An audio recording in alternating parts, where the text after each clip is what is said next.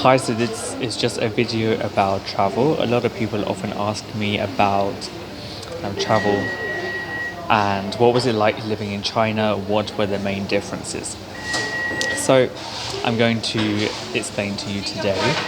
First of all, I'd say the language. Not many people speak English in China. You'll probably need a lot of translation apps if you go there. And that brings me on to another topic, VPNs. You do need a VPN because Google or anything related to Google won't work. So like translate maps. Does work for street directions, but not for public transport. So it will work for that, and I think it does put the English translation of the street names also. I'm 99% sure it did that, not just the Chinese name, or you could input English. But YouTube, Gmail, search, anything related, also Facebook, most social media won't work. People do often use WeChat for everything, but as a tourist you won't probably be able to download WeChat. I don't think it's possible anymore to do that as a tourist. It might have changed, I might be wrong. I had WeChat with a British number on my British phone. It worked. But from what I've heard, it's a lot harder now to do that. And that's also a problem with paying for things, because people use WeChat to pay in shops, restaurants, whatever. If you don't have that, your options are a bit limited. The other thing about finance is most places, apart from international airports and hotels, like the hotels that are next to the airport, they will accept Visa and MasterCard, but once you go out into the city centres, they generally don't. China uses Union Pay. So if you don't have, maybe if you're from an Asian place, you do have a Union Pay debit card, but if you're not, like if you're British and have a Visa, it won't work. It will work at ATMs, but a lot of places with the pandemic situation are not accepting paper money anymore. So that's just another thing to be aware of. You might need to find a guide, or if you have a Chinese friend, and give them actual money. They are then able to pay for things using their smartphone. Okay, so Chinese phones also, to get taxis, they don't have Uber, but it's Didi. You'll need again a Chinese friend to order one for you. Not just because foreigners aren't able to generally get it on their phones, it's also for the language barrier, for they'll be able to speak to the driver. International hotels will also do that for you. Or you can get a taxi in the street and give them a piece of paper with the Chinese and English, but most importantly, the Chinese address written. Give it to them. They'll be able to read it and make sure the meter is on, or negotiate the price. If you don't know any Chinese or Mandarin, I'd recommend you at least learn the numbers up to 100. I managed to do it, and my Chinese is terrible. So if I'm able to do it, you're able to do it. Those are the main things. In terms of being British, there's not really much of a pub, bar sort of socializing with alcohol. People do drink rice wine, but it's not like an everyday drink. Or like hanging out after work in pubs is a bit unheard of, really. Unless there's some sort of special event. Obviously, they do have special events, festivals, holidays where people do, but it's not a day-to-day thing, and people generally don't drink that much compared to maybe other places. But you are able to buy in shops via imported wine. Will be more expensive, though obviously it's been imported, say from Australia or wherever it is, and as well as the Chinese wine you'll be able to buy in the shops. And from what I remember, the price of the local products were fairly cheap, like 6 or 7 yuan for a beer. So that was around $1. It was pretty affordable. Places are pretty affordable outside the main cities, 3 main. Beijing, Shanghai, Guangzhou. Even in the suburbs, things get cheaper. Another thing, the food, try and go to restaurants where they have pictures. It does make it easier to point. If not, again, learn some basic Mandarin. You'll find it makes your life so much easier when you're there. And it's not as hard as you think to learn like some basic words and even the writing also. So that's what I'd say were the main differences, things that I wasn't aware of and should have prepared more, most likely.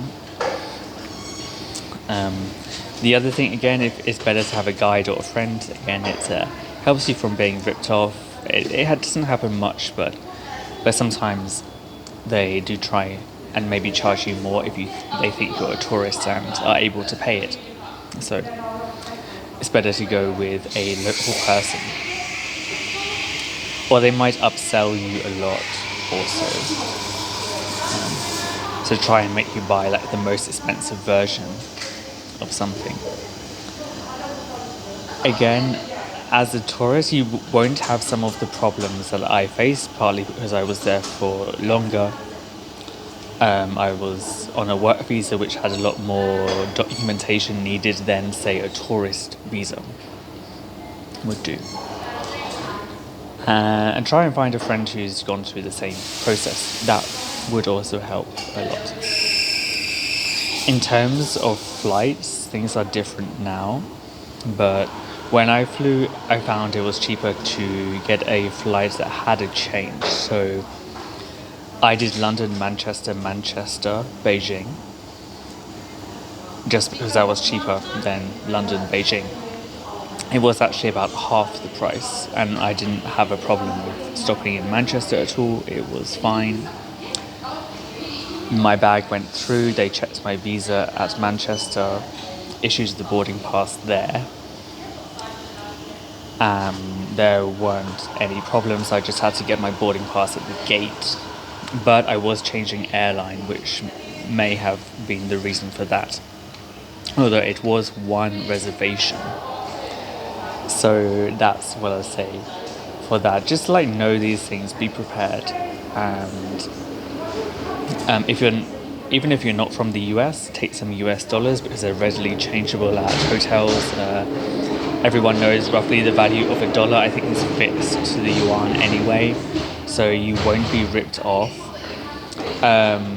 Changing money at a bank, you'll need your passport and probably someone who speaks Chinese with you, as they don't generally speak Chinese they don't generally speak English in banks, which is what I learned. So translation apps or scanning apps also for writing. So if you want to read a document that's in Chinese, you can get WeChat has it built in, a scanning translation app where you just hold your phone to it, it converts to English. Sometimes the translation is not so good, but it's like if you want to get a rough idea of what, so say for example, your bank statement says, then you'll be able to do that pretty easily. And just enjoy it, like enjoy how different everything is, the shops, the food.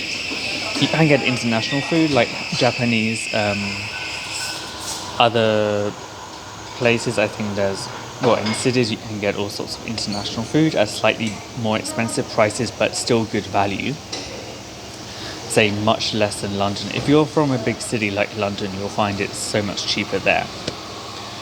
And that's even if you're earning yuan. So that tells you how expensive London is, right?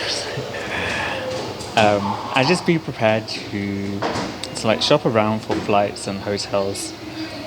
Get the best deal. Don't accept the first price any site or any person gives you for anything. It's not generally a haggling nation, but just be aware of some of the tourist traps, the the most common scams in China, like tea room scam, most people probably know about them, but they've probably gotten a little bit more elaborate because most people know about all the most famous scams. So just check for that. Get a VPN. I've got one in the link below, a really good VPN that you can use. They don't work 24/7, but they're generally reliable. As long as you have a good Wi-Fi and a good VPN, then you shouldn't have problems accessing Facebook or other sites. Twitter, Google, you don't know how much you actually use these things until you're there, and then suddenly find that you're not able to even check your Gmail, for example. That really threw me.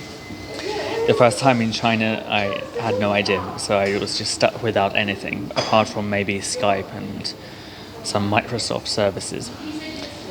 The other thing, sometimes the internet is not so good, so try and get an Ethernet or a USB Ethernet adapter if your laptop doesn't have the port, and then plug into your router if you have one. That will get you a much stable, smooth connection. So that was something that I did like all the time in China. As a tourist, you might not have a router and be stuck with Wi-Fi, but it's just another way if you have maybe a friend who does have in their apartment. The other thing, again, you probably know, but it is the law to always have your passport with you if you're a foreigner. So just be aware of that. At least if you don't have the real one, take a scanned image or some sort of proof of that and the visa, so that they know if anyone stops you, you're there legally, your visa's in date, everything's good. Or residence permit if you have one. So be aware of that. And if you stay in friends' apartments, be aware they must register you with the police if you're not Chinese. So hotels do it for you. You don't need to worry about staying in hotels. It's just done automatically. But anywhere else, like non-tourist places, just your own places you found, if you're not Chinese, then you do need to register, even if you have a visa. So, and that's also if you leave China, then re-enter. You still need to do it. So I think you get 24 hours after you land to either check into a hotel, whether they do it for you, or to register at the police station. Again, you'll need a friend or employer who speaks Chinese to translate, as they generally don't speak English. So that's about all I'd say for like the differences that maybe we don't have in US or Britain, that you have to always do these things. Just be prepared for language barrier, cultural shock, and maybe people staring outside the big cities. There are not so many foreigners, so they might look, you're not Asian, Chinese, and maybe sometimes they like to stare, sometimes take photos, videos, or ask to be in your photo. So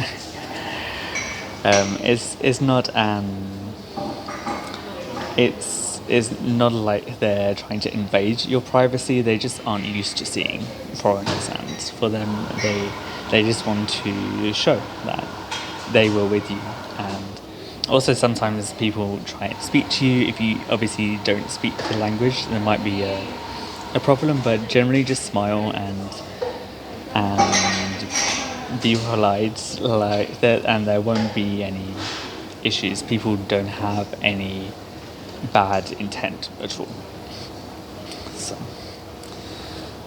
So yeah, those are probably the main differences and things to watch out for before traveling. I really hope that you found this video useful. It could also be useful for general travel advice anywhere.